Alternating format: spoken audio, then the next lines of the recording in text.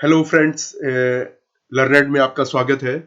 Button mushroom में जब हम उगाते हैं उसकी बहुत सारे चरण होते हैं, जिसमें सबसे प्रथम चरण प्लानिंग होता है और दूसरा चरण होता है उसकी कंपोस्ट खाद बनाना।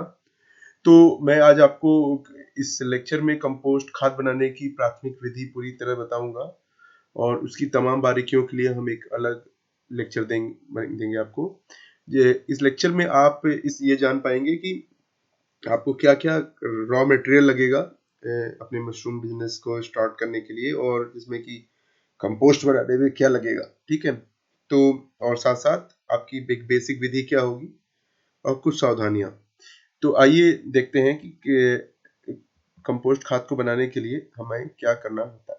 ठीक है, तो तो ये कंपोस्ट खाद बनाने की दो विधियां होती हैं, लंबी विधि और कम अवधि वाली विधि। तो लंबी विधि में क्या होता है कि चीजें प्राकृतिक रूप से कंपोस्ट बनाई जाती है, और उसमें जो छोटी विधि होती है उसमें मशीनों के उपयोग से हम तेजी से अपघटन करा के तेजी से खाद को तैयार करते हैं। तो उसमें 15 दिन का लगभग समय लगता है, और जो लंबी विधि होती है उसमें लगभग 28 दिन का समय लगता है। तो मशरूम की जो उगाने की प्रक्रिया है उसमें 28 दिन तक पहले खाद बनाई जाती है, मशरूम की कंपोस्ट, और अगले 28 दिन तक लगभग उसको उगने दिया जाता है, और फिर आपका बिक्री की प्रक्रिया और हार्वेस्टिंग की प्रक्रिया चालू होती है। ठीक है, तो लंबी विधि 28 दिनों की होती है, जिसमें 8 चरण होते हैं। पहला चरण होता है जिसमें कि आपको मिश्रण बनाना होता है अपने रॉ मटेरियल का, और बाकी 7 चरणों में पलटाई होती है और उसमें कुछ सावधानियां रखनी होती है। तो आइए देखते हैं, तो हमें क्या क्या आवश्यकता पड़ेगी। हमें पड़ेगी सबसे पहले एक ऐसी साफ सुथरी जगह की जहाँ पे हमारे लिए कार्य करना आसान हो, है ना। और अगर सीमेंटेड फर्श मिल जाए तो बहुत ही अच्छा, अगर ऐसा नहीं है तो ऐसा कोई खेत या मिट्टी वाली जगह मिल जाए जहाँ पे आप प्लेन हो और पॉलीथीन बड़ी सी बिछा के आप काम कर सकें। ठीक है, क्योंकि कूड़ा करकट उसमें ना हो, क्योंकि फंगस का ये बिजनेस है ना। मशरूम एक फंगस है, तो फंगस को उगाने के लिए हमें अन्य फंगस जो आंखों से दिखती नहीं है हमें उनसे बचना होता है। तो सफाई एक बहुत बड़ा फैक्टर है मशरूम की खेती में। एक्चुअली उसमें सफाई का ज्ञान होना ही मशरूम की खेती है एक्चुअली, नहीं तो हर कोई अपने घर में भी उगा ले और बहुत आसान हो जाए वो। ठीक है, तो आपको अच्छी एक साफ सुथरी जगह की जरूरत पड़ेगी, और उसके अलावा खाद को पलटने के लिए आप जेसीबी या फिर बड़े पैमाने पे कर रहे हैं, और छोटे पैमाने पे अगर आप कर रहे हैं तो आपको कुछ संख्या में, तो जितने आपके पास टीम मेंबर हो उतने आपको बेलचा की जरूरत पड़ेगी, जिससे कि मटेरियल को पलटा जाता है। ठीक है, और ये लंबे रबड़ के जो जूते आते हैं मार्केट में, ये 400 से 500 रुपए के बीच मिल जाते हैं। ये बहुत जरूरी है, क्योंकि खाद समय के साथ गर्म होती जाती है ना। उसमें रासायनिक प्रक्रिया भी चलती रहती है, तो ऐसा ना हो कि ये फंगस आपके खाने तक आप पहुंच जाए, और या फिर कोई गंदगी आपके खाने पीने तक पहुंच जाए आपके माध्यम से, और पैरों में कोई रोग हो जाए और गर्मी होने छाले पड़ जाए। और कई बार ये काम करते हुए बेलचा भी लग सकता है पैर में, कोई नुकीली चीज लग सकती है, सांप होता है जनरली वहाँ खेत में। तो इन सब चीजों से बचने के लिए आपको ये काले जूते पहनना बहुत जरूरी है ना। और कोशिश करिए आपके हाथ में आप दस्ताने भी पहने, जो काम करने के दस्ताने उपयोग होते हैं। आपको तापमान नापने की आवश्यकता पड़ सकती है, तो इसके लिए आपके पास एक टेम्परेचर मीटर होना चाहिए, और ये आपको हमारी वेबसाइट पे भी मिल जाएगा learner.shop पे, और या फिर आप अमेजन पे जाके खरीद लीजिए। बहुत सारे वेंडर्स इस टेम्परेचर मीटर को सेल करते हैं। ठीक है, और आपके पास छिड़काव के लिए एक छिड़काव का यंत्र, कोई स्प्रे वगैरह होना चाहिए, और एक तारपलीन प्लास्टिक शीट चाहिए। कारण वही है कि हमें खाद को कई बार ढकना भी पड़ता है, और कई बार हमें हमें खाद जहाँ बना रहे हैं उसके नीचे भी ये बिछाना पड़ जाता है फंगस प्रोपोगेशन को रोकने के लिए। ठीक है, तो तो देखिए, सबसे पहले हमको ये जानना है कि हम खाद बनाएंगे तो उसके पहले हमें गणना करनी होगी कि हमें कितनी खाद बनानी है, हमें क्या करना है क्या नहीं करना है। ठीक है, तो इसके लिए मैं एक आपको मानक दे रहा हूँ कि जैसे 150 क्यूबिक फिट, आप ध्यान रखिए, हो सकता है आपको क्यूबिक फिट शब्द समझ में ना आए। तो लंबाई गुणे चौड़ाई गुणे गहराई, ये पूरा जब गुणा कर देते हैं तो क्यूबिक फिट आएगा, फिट में नापे अगर तो जैसे आपकी एक ट्रॉली आती है उसमें कहते हैं 100 फिट माल है, राइट, तो वो क्यूबिक फिट होता है। तो 150 क्यूबिक फिट अगर आप माल बना रहे हैं तो लमसम आपका उसमें सूखा माल जो है, भूसा और अन्य चीजें लेके 1600 किलोग्राम लगेगा, और बाकी पानी की खपत उसमें होगी, और आखिरी में जब उसका पानी सहित वजन पूरे बनी खाद का आएगा तो 2500 किलो के आसपास वजन आएगा, और इसका जो वॉल्यूम होगा, मतलब जो जगह लेगा, ये 150 क्यूबिक फीट लेगा। तो 150 क्यूबिक फीट में हमने क्यों शुरुआत की बात, क्योंकि हमें जो अपना अनुमान लगाना है वो इस हिसाब से लगाना है कि हम जो उगा रहे हैं जिस जगह पे, वहां हमारे पास जगह कितनी है। तो मान लीजिए आपके पास एक जगह है जहाँ पे आप 5 फीट बाई 5 फीट की एक लेयर, देखिए यहाँ पे एक आपको रैक जैसा एक संरचना दिख रही है जिसमें मशरूम उगाया जाता है। तो 5 फीट लंबा 5 फीट चौड़ा अगर मान लीजिए एक ब्लॉक हम लेते हैं तो 25 स्क्वायर फीट का एक लेयर हो गया, और 1.5 फीट की ऊंचाई पे मान लीजिए हमने तीन तीन लेयर बनाई। आप 4 5 6 10 भी बना सकते हैं, जैसे आपकी कार्य क्षमता और औजारों की उपलब्धता के आधार पे होता है, और जगह की उपलब्धता के आधार पे। तो मान लीजिए 3 लेयर बना रहे हैं, तो मान लीजिए हमारे इसमें 75 क्यूब स्क्वायर फीट एरिया इसका हो गया, राइट। और अगर ऐसे 4 हमने रैक लाइन से लगा दिए, यानी कि 20 फीट लंबी जगह ले ली। हो सकता है किसी का जगह बहुत लंबी हो, किसी की जगह चौकोर हो, ठीक है। तो इसलिए हमने ये दिया है आपको कि 5 बाई 5 फीट का एक बना लिया आपने, और ऐसे कई बना लिए। अब बगल बगल भी सटा के रख सकते हैं ग्रिड फॉर्म में, या फिर लंबा लंबा भी रख सकते हैं, ठीक है। तो 4 लिया हमने, तो हमारे पास 300 स्क्वायर फीट की जगह बन गई, ठीक है। बेड सरफेस एरिया आप देख रहे हैं, बेड का जो सरफेस एरिया है, ये बेड है, इसकी सतह की जो फैलाव है वो 300 स्क्वायर फीट हो गया। और चूंकि ये 6 इंच मोटा ये माल बिछाया जाएगा, तो आधा फीट, तो 300 में जब आप आधे से गुणा करेंगे तो 150 क्यूबिक फीट आ जाएगा, ठीक है। तो यानी कि अगर आप जो माल मैं बताने जा रहा हूँ, उससे आप 4 रैक 3 लेयर में 5 बाई 5 फीट के 6 इंच मोटी परत में तैयार कर सकते हैं, ठीक है। और इसमें लगभग आपका 18% का उत्पादन लगभग आएगा। तो 18% का उत्पादन लगभग 2.5 से 3 कुंटल के आसपास आप मानिए कि आपका मशरूम निकल जाएगा इसमें, ठीक है। तो और ये मैं जो बात कर रहा हूँ ये ड्राई मैटर के रिस्पेक्ट में बात कर रहा हूँ, ठीक है। आइए, तो हमारी जो सामग्री की व्यवस्था हमको करनी होगी। हमें देखिए गेहूं का भूसा होता है या फिर चावल का भूसा होता है, उसका इंतजाम हमें करना होगा। कोशिश करें गेहूं का भूसा मिले, जब आपको पूरी मात्रा में न मिल पाए तब आप चावल का भी भूसा लेके उसमें मिला सकते हैं। तो 1000 किलो के लिए हमें लगेगा चावल का भूसा, और ये सब मैं मानक जो बता रहा हूँ 150 क्यूबिक फीट के हिसाब से बता रहा हूँ, ठीक है। अगर आप गणना ना कर पाए, आप हमें कमेंट में, और हमारे ऐप है लर्नेड ऐप, उसमें चैट सेक्शन में आप हमें अपनी जगह की साइज देंगे, तो हम आपका मानक बना के, आपके सामग्री का अनुपात बना के हम आपको भेज देंगे, ठीक है। तो चावल का भूसा और भूसी यानी चोकर जिसको बोलते हैं, है ना, वो चोकर होता है गेहूं का, है ना। और या फिर ये धान की भूसी, ये दोनों आप ले सकते हैं 15 किलो, ठीक है। और यूरिया आपको लगेगा 18 किलो, क्यों, है ना। और फिर मुर्गी की खाद आपको मिल जाए, या नीम की खली मिल जाए, 500 किलो मुर्गी की खाद लगेगी, लगभग आधी ट्राली आप मान के चलिए, आधी या तिहाई ट्राली।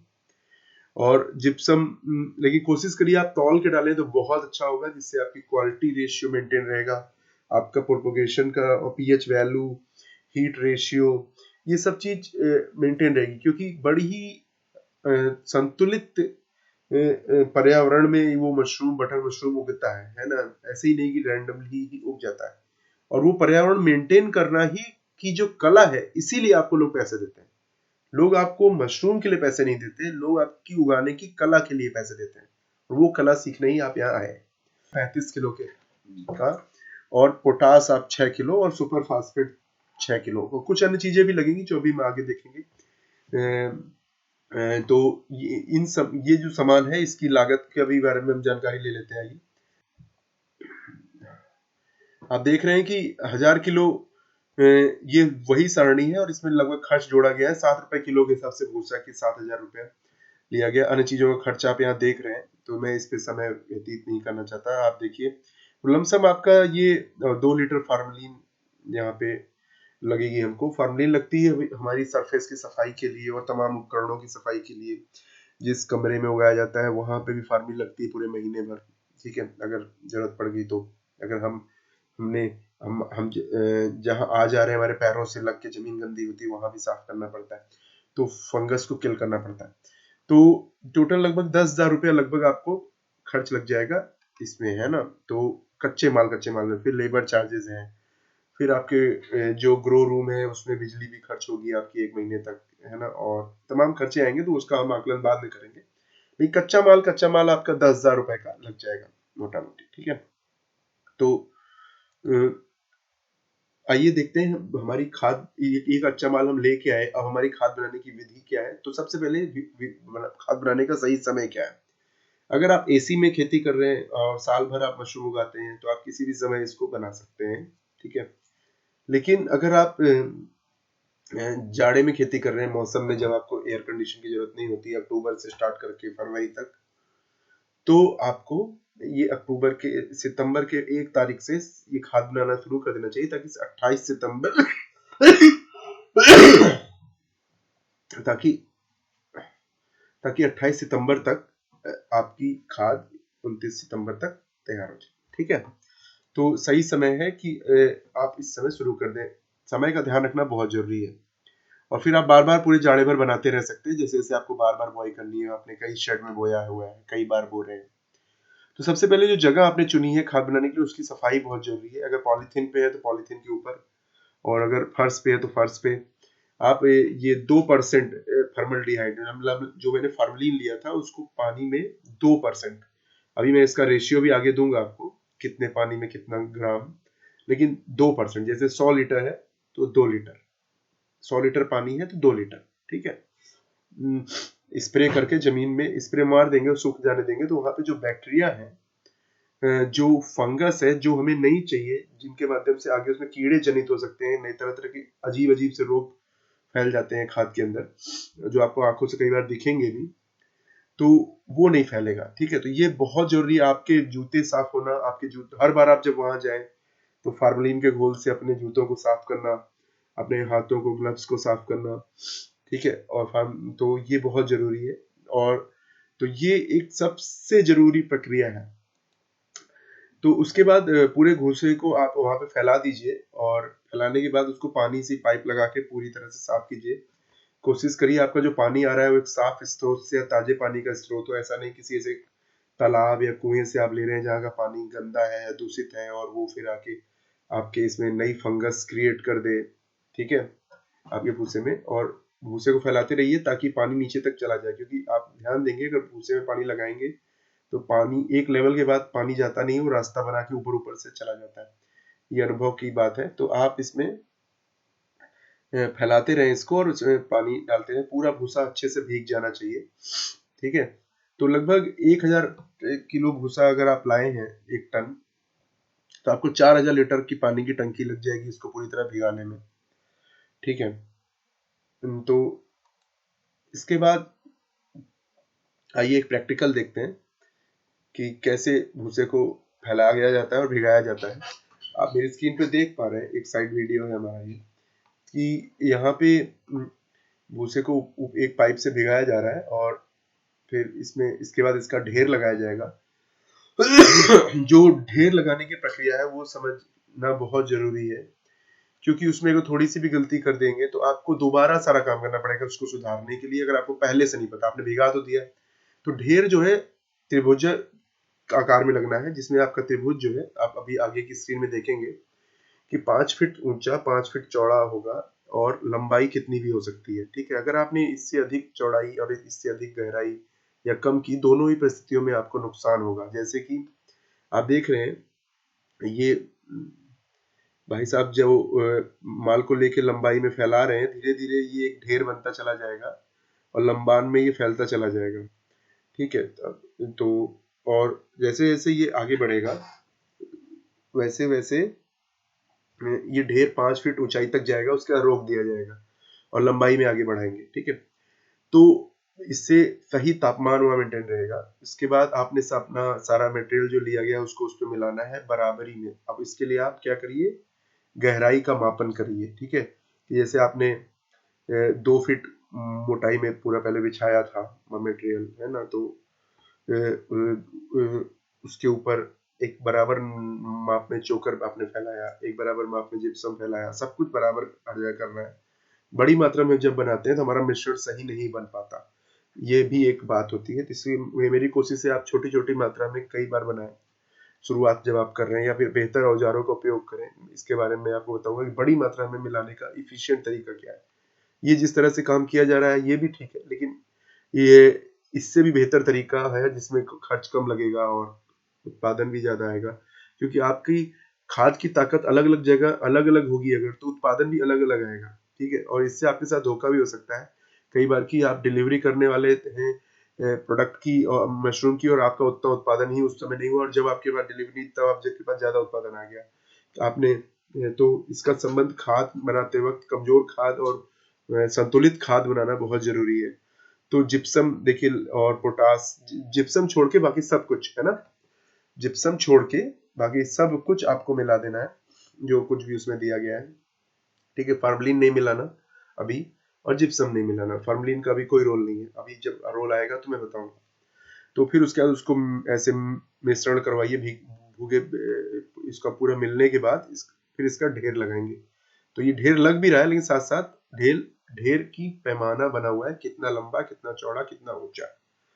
तो देखिए अब ये ढेर लगना शुरू हो गया है, पूरा मिला चुके हैं, मिलाने का काम आखिरी में चला, लेकिन देखिए लंबा ढेर लग रहा है, 5 फीट ऊंचा है ये, 5 फीट चौड़ा है। ठीक है, ये एक बहुत महत्वपूर्ण बात है। अगर आपने इससे अधिक कर दिया तो अंदर ज्यादा गर्मी हो जाएगी अंदरूनी पार्ट में, और खाद जो है वहां पे फंगस डेवलप नहीं हो पाएगी, क्योंकि वो ज्यादा जल चुकी होगी खाद। और अगर आपने कम किया तो खाद अच्छे से तैयार नहीं रहेगी, उसके अंदर नमी व्याप्त रहेगी, और उसका संतुलन जो सड़ने का है वो भी नहीं बन पाएगा। देखिए ये ले जाके अब आगे नहीं बढ़ा रहे हैं। अब इन्होंने पॉलिथीन देखिए ये बिछी हुई है, आप देख पा रहे हैं नीचे सफेद पॉलिथीन बिछी है जिसके ऊपर सारा कार्य चल रहा है। ठीक है, अब देखिए ये ढेर तैयार हो गया, अब इसको ढकने के लिए तैयार है। 5 फीट ऊंचा, 5 फीट चौड़ा होता है, और ऊपर जाके थोड़ा पतला त्रिभुजाकार हो जाता है, लेकिन इस बात से कोई फर्क नहीं पड़ता। ठीक है, धीरे धीरे इसके अंदर गर्मी पैदा होगी। आइए देखते हैं कि किन बातों का हमें ध्यान रखना है ढेर बनाते वक्त। तो देखिए, तो जिप्सम को छोड़कर सारी सामग्री आपको मिलाना है। मिश्रण का 5 फुट ऊंचा और 5 फुट चौड़ा ढेर बनाना है। ठीक है, देखिए, और इसमें जब भी मिलाएंगे या कभी पलटाई आगे करेंगे तो उसमें भी ये देखिए ये स्क्रीन बहुत इंपॉर्टेंट है। एक मिनट, या तो इसमें नीचे से ढेर को तोड़ा नहीं जा रहा, ऊपर से पहले तोड़ा जाता है, मिलाया जाता है और नीचे फेंका जाता है, और नीचे का माल ऊपर, ऊपर का माल नीचे करते हुए मिलाया जाता है। ठीक है, इससे कि मिल सके, मिलना बहुत जरूरी है बराबर तरीके से। अगर आपने ये गलती की तो जो नीचे का जो हिस्सा होता है वो ज्यादा गर्म होता है खाद में, और ऊपर का हिस्सा ठंडा होता है, तो वो बार बार वही नीचे रह जाएगा नीचे का, जबकि हर पलटाई में नीचे का माल ऊपर, ऊपर का माल नीचे होना चाहिए। तो ये बात हम आगे भी ध्यान रखेंगे। देखिए इस तरह से आपका ढेर तैयार होगा। आप स्क्रीन पे देख सकते हैं कि 5 फीट नीचे लंबा और 5 फीट का ऊंचा त्रिभुज है ये। ठीक है, और लंबाई आप कितनी भी रख सकते हैं जितना आपका माल बना है उसके हिसाब से, और आप कई ढेर भी लगा सकते हैं, आगे पीछे दिनों में भी लगा सकते हैं, लेकिन उसकी तारीख और कैलेंडर आपको याद करना है, क्योंकि अभी मैं आपको बताने वाला हूँ पलटाई का शेड्यूल, कि किस क्रम में किस समय के साथ आप इस पलटाई को करेंगे।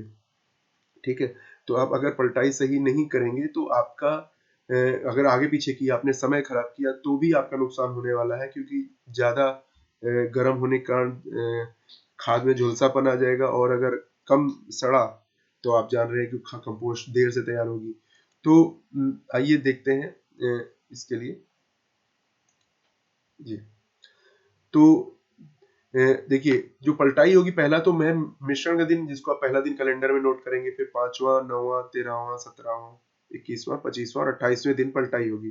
तो उसमें होगा क्या, जो भी ढेर है उसको हम तोड़ते जाते हैं और पीछे की तरफ फेंकते जाते हैं। आप यहाँ देख रहे हैं इस ढेर को तोड़ा जा रहा है और इधर की तरफ फेंका जा रहा है। ये वाले ढेर को काटते जा रहे हैं, इधर फेंक रहे हैं, ये वाले ढेर को काट रहे हैं, इसको काट रहे हैं और फेंक इधर रहे हैं, पीछे की तरफ है, मेरी तरफ। तो ये वाली इस तरह से तोड़ना है, लेकिन इसमें करना क्या है, पहले ऊपर का तोड़ना है, उसको नीचे लाना है, ऊपर का फेंकते जाना है नीचे, और फिर नीचे वाला जो ज्यादा गर्म होता है उसको ऊपर लाना है। और ये गर्म होता है, इस समय जूता पहनना बहुत जरूरी है, ये बात आप एकदम ध्यान रखिए। ठीक है, तो देखिए, तो अब आपने जो जिप्सम बचाया था शुरू में, ध्यान रखिए कई लोग गलती करते हैं, मिलाते वक्त वर्कर को काम दे देते हैं और वो जिप्सम पहले ही दिन मिला देते हैं, अक्सर ये गलती हो जाती है, उससे माइसेलियम रन में प्रॉब्लम आती है। ठीक, माइसेलियम क्या होता है ऐसे समझिए, आपकी मशरूम की जड़ है। ठीक है, हाँ, आगे मैं जब माइसेलियम के बारे में बताऊंगा अगले लेक्चर में, तो आप उसके बारे में ज्यादा जान पाएंगे। तो 13वें और 17वें दिन में आधा आधा जिप्सम डाल दीजिए। जैसे मान लीजिए 10 जितना भी आया था आपके रेशियो में, 5 किलो एक दिन, 5 किलो एक दिन फैला के फिर उसके बाद फिर से उसको मिलाना है। देखिए कैसे मिलाना है, इन्होंने ऊपर से फोड़ा है, यहाँ पे देखिए स्क्रीन पे, इसको फोड़ा है, फोड़ के नीचे गिराया, मिलाया, मिला के पीछे फेंका, फिर पूरे में इस तरह से मिलाते हुए आगे बढ़ते हैं।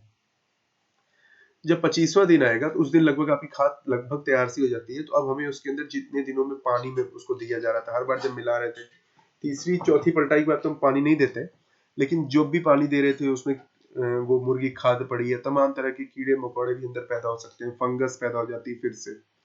तो उसके लिए हम क्या करते हैं, सबसे पहले इसको खाद को हल्का फैला के फोड़ के इसके ऊपर जो जिप्सम है और उसको कैसे तैयार करना है, घोल को भी आगे हम बताएंगे, वो घोल तैयार करके इसके ऊपर स्प्रे करते हैं और इसको सूखने देते हैं, फिर इसका ढेर दोबारा लगा देते हैं। ठीक है, तो इसको फैलाते जाते हैं और ढेर दोबारा लगा देते हैं। तो ये कीटनाशक छिड़काव करने से क्या होता है, अब इससे कीटनाशक अगले 3 दिन में मर जाएंगे, कीट सारे मर जाएंगे, फंगस है, बैक्टीरियाज हैं, सब मर जाएंगे।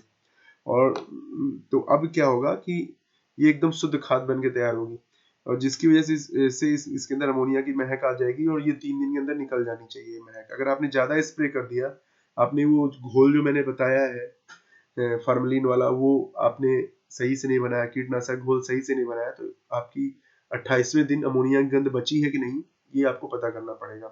तो देखिए 28वें दिन आप इसको लेके सच सोचेंगे, अगर बची है तो आपको फिर से एक पलटाई करनी पड़ेगी, आपकी खाद का समय 28 दिन से बढ़ जाएगा और 3-4 दिन आपको वेट करना पड़ेगा। तो अमोनिया की गंध अगर बची रहेगी तो फंगस नहीं फैलेगी, क्योंकि जो फार्मलिन था वही तो फंगस को मारता है। तो एक बार हम सारी ऐसी कंपटीशन करने वाली फंगसों को मारते हैं, जैसे आप कोई चीज बोते हैं ना तो घास निकल आती है, तो आप घास खत्म करते हैं, उसी तरह से मशरूम में भी होता है कि अन्य फंगस अन्य तरह के जीवों को उस खाद से खत्म किया जाता है, ताकि सिर्फ मशरूम के लिए, आपके बटन मशरूम के लिए पोषण बचे और उनका ही पूरा परिवार उसमें फैले। ठीक है, तो जब मैं बेड पे उगाना बताऊंगा इसको, तो आप इस बात को और गहराई में समझेंगे, तब आपको मेरी बात दोबारा याद आएगी। तो अगर अमोनिया की गंध आपको आ रही है तो आपको फिर से पलटाई करनी है, इसमें आलस नहीं करना है। ठीक है, और अच्छे से खाद को थोड़ा फैला दीजिए ताकि उसकी महक निकल जाए। ठीक है, इसके बाद खाद का जो अंतिम रूप तैयार होना चाहिए, देखिए कुछ इस तरह तैयार होगा, भुरभुरा सा रहेगा थोड़ा, और कोई अमोनिया की गंध नहीं आएगी। नमी इसमें लगभग 65 से 70% के बीच रहती है। तो कैसे जानेंगे नमी, तो नमी आप देखिए मेरे हाथ की ओर देखिए, ऐसे हाथ में लेंगे और इसको कस के ऐसे दबाएंगे। जब आप दबाएंगे तो आपके यहाँ से एक आध बूंद जो है पानी निकलेगा। ये प्रैक्टिकल है तो समझने का, और बाकी नमी नापने के और भी तरीके हैं। ठीक है, तो 60 से 70% होना चाहिए। ठीक है, और जो कार्बन नाइट्रोजन रेशियो है वो 16 से 2 का रहना चाहिए। तो ये कैसे पता चलेगा, जो हमने, या आप लैब में टेस्ट कर सकते हैं, अगर आप बहुत बड़े पैमाने पे कर रहे हैं तो आप छोटी सी लैब भी स्थापित कीजिए। लैब कैसे बनाना है आप हमसे संपर्क कीजिए। लेकिन अगर आप लैब नहीं स्थापित कर रहे हैं, तो आपने जो शुरू में मटेरियल डाला है उसमें आपने जो जो चीजें डाली थी उसकी रेशियो को आप, मैं कैलकुलेट करना बताऊंगा, तो आप देखेंगे कार्बन नाइट्रोजन रेशियो यहीं पे आता है 16 से 2। ठीक है, पीएच मान 7.5 तक होना चाहिए, 7.2 से। तो पीएच वैल्यू करने के लिए आप थोड़ी सी कंपोस्ट खाद को लीजिए और एक गिलास में घोल दीजिए, फिर उसको छान दीजिए। जो पानी बचे उसको पीएच पेपर में डाल के, इस पे मैं एक सेपरेट वीडियो भी दूंगा, लेकिन आप अभी समझ लीजिए, डाल के आप उसका कलर मैच कराएंगे। तो अगर कलर जो है 7.5 से नीचे रहता है, 7.25 7 से बीच रहता है, तो आपका पीएच सही है। अगर सही पीएच नहीं होगा तो आपका सही माइसेलियम रन नहीं होगा। ये जो मैंने बोला ना कि माइसेलियम मतलब मशरूम की जड़ के फैलने के लिए, है ना, जो आपको उचित वातावरण चाहिए, उसके लिए पीएच, आर्द्रता, तापमान, ठीक है, हवा का प्रवाह, उजाले का प्रवाह, बहुत सारी चीजें, लगभग 10 से ज्यादा ऐसे चीजें हैं जो महत्व रखती हैं अंदर, और उसके लिए भोजन की व्यवस्था। ठीक है, तो लगभग ये जो चीजें उसके ऊपर असर डालती हैं आपके उत्पादन की क्वालिटी पे। ठीक है, तो एक खाद ऐसी होनी चाहिए। तो लगभग आपको खाद की समझ आई।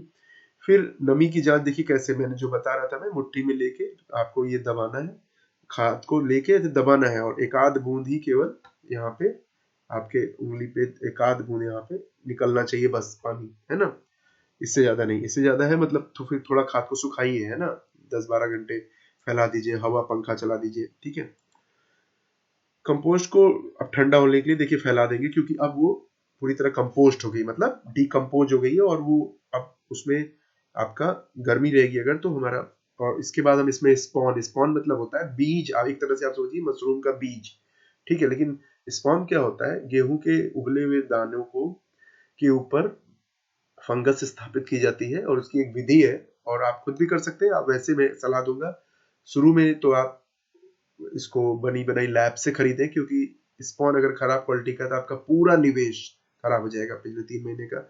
और अगर आप इसमें जब तक एक्सपर्ट नहीं बन जाते हो तो लैब से ही स्पॉन को लेना बहुत उचित है, और उसमें भी क्वालिटी होती है कई तरीके की, ठीक है। तो उसमें बासी स्पॉन भी होता है जिससे कि प्रोडक्शन बहुत खराब आता है। इसकी पहचान आप कैसे करेंगे, अगर आप जानना चाहते हैं तो आप कमेंट में लिखिए, मैं बताऊंगा आपको।